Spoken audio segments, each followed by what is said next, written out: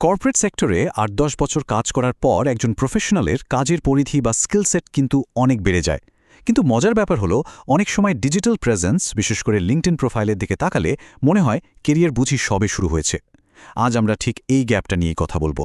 কেন এত এক্সপিরিয়েন্স থাকার পরও ডিজিটাল স্পেসে অনেককে একদম জুনিয়র মনে হয়? প্রশ্নটা আসলে খুবই সিম্পল, কিন্তু একই সাথে বেশ অস্বস্তিকর। ১০ বছরের একটা সলিড কেরিয়ার, অথচ অনলাইনে দেখলে মনে হচ্ছে একদম বিগিনার। এমনটা কেন হয়? বছরের পর বছর ধরে করা এত হার্ডওয়ার্ক, এত সব ক্রিটিক্যাল চ্যালেঞ্জ ফেস করা, এত অ্যাচিভমেন্ট, এগুলো কেন ডিজিটাল প্রোফাইলে ঠিকমতো রিফ্লেক্ট করে না? এর সবচেয়ে পরিষ্কার উত্তরটা হলো, সমস্যাটা আসলে যোগ্যতায় বা অভিজ্ঞতায় একদমই নেই। মূল সমস্যাটা হচ্ছে প্রেজেন্টেশনে। রিয়েল লাইফে একজন প্রফেশনাল যতই দক্ষ হন না কেন, ডিজিটাল প্ল্যাটফর্মে সেই এক্সপিরিয়েন্সটাকে যদি ঠিকমতো স্ট্রাকচার করা না হয়, তাহলে বাইরের মানুষের কাছে সেই সিনিয়রিটি বা প্রফেশনাল ওয়েট কখনই পৌঁছায় না।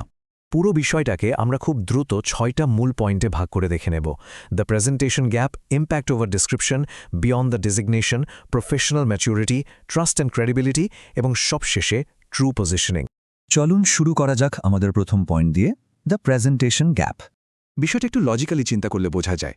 যিনি বাইরে থেকে প্রোফাইলটি দেখছেন, তিনি তো আর জানেন না প্রতিদিন অফিসে একজন প্রফেশনালকে কী পরিমাণ প্রেশার বা জটিল সব কাজ হ্যান্ডেল করতে হয়।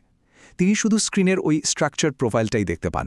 আর সেই প্রোফাইলটাই যদি অ্যাকচুয়াল সিনিয়রিটি রিফ্লেক্ট করতে ফেল করে, তাহলে মানুষের পারসেপশন কিন্তু ওই প্রোফাইল অনুযায়ী তৈরি হবে। তখন ওই ডিজিটাল ফুটপ্রিন্টটি প্রফেশনাল ওয়েট জাজ করার একমাত্র ভিত্তি হয়ে দাঁড়ায়।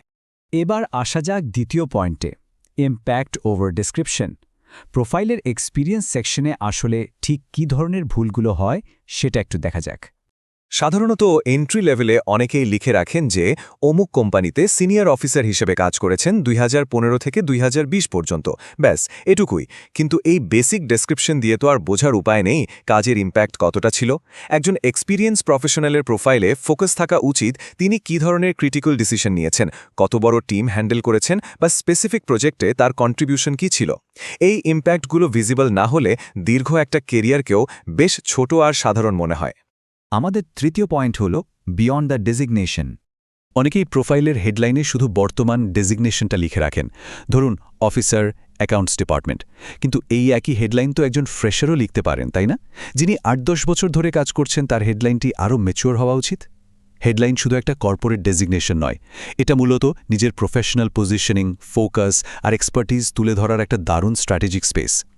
ডেজিগনেশন অবশ্যই থাকবে, কিন্তু হেডলাইনটা পড়ে যেন একজন প্রফেশনালের আসল আইডেন্টিটি সম্পর্কে একটা ক্লিয়ার ধারণা পাওয়া যায়। এরপর আসি ৪ নম্বর পয়েন্টে, প্রফেশনাল ম্যাচিওরিটি।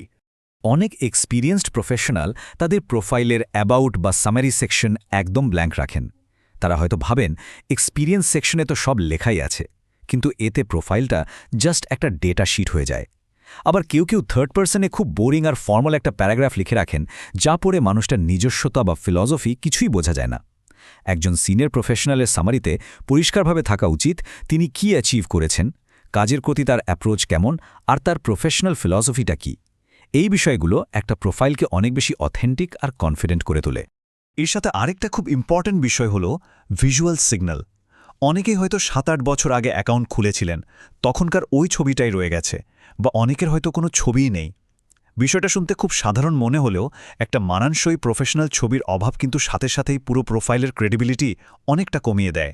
এতে মনে হতে পারে যে মানুষটি নিজের ডিজিটাল প্রেজেন্স নিয়ে খুব একটা সিরিয়াস নন। আমাদের পঞ্চম পয়েন্ট, ট্রাস্ট অ্যান্ড ক্রেডিবিলিটি। নিজে দাবি করা আর অন্যের মাধ্যমে সেটা ভেরিফাইড হওয়ার মধ্যে যে একটা বিশাল গ্যাপ আছে, সেটাই আমরা এখানে দেখব। প্রোফাইলে আমরা নিজের সম্পর্কে যা কিছু লিখি সেটা হলো সেলফ রিপোর্টেড এক্সপিরিয়েন্স। এটা শুধু ফার্স্ট স্টেপ, কিন্তু আসল ক্রেডিবিলিটি তৈরি হয় ইন্ডিপেন্ডেন্ট ভেরিফিকেশনের মাধ্যমে।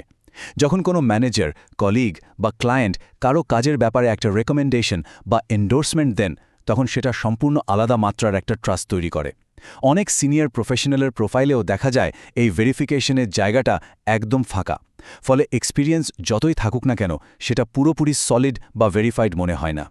আমরা চলে এসেছি একদম শেষ পর্যায়ে, ট্রু পজিশনিং। এতক্ষণের পুরো আলোচনার মূল সারমর্ম যদি এক লাইনে বলতে হয় তাহলে বলতে হবে যে কোনো ডিজিটাল প্রোফাইলকে অবশ্যই রিয়েল লাইফ এক্সপিরিয়েন্সের কথা বলতে হবে।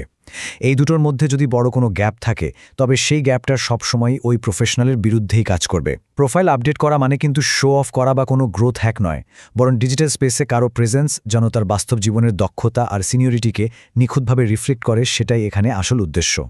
ডিজিটাল প্রেজেন্সকে বাস্তব প্রফেশনাল ম্যাচিউরিটির সাথে অ্যালাইন করাটা তাই এখন আর অপশনাল নয়, বরং খুবই এসেনশিয়াল। প্রফেশনাল ক্রেডিবিলিটি এবং কেরিয়ার পজিশনিং নিয়ে এরকম আরও ইনসাইট পেতে সাবস্ক্রাইব করে আমাদের সাথেই থাকুন।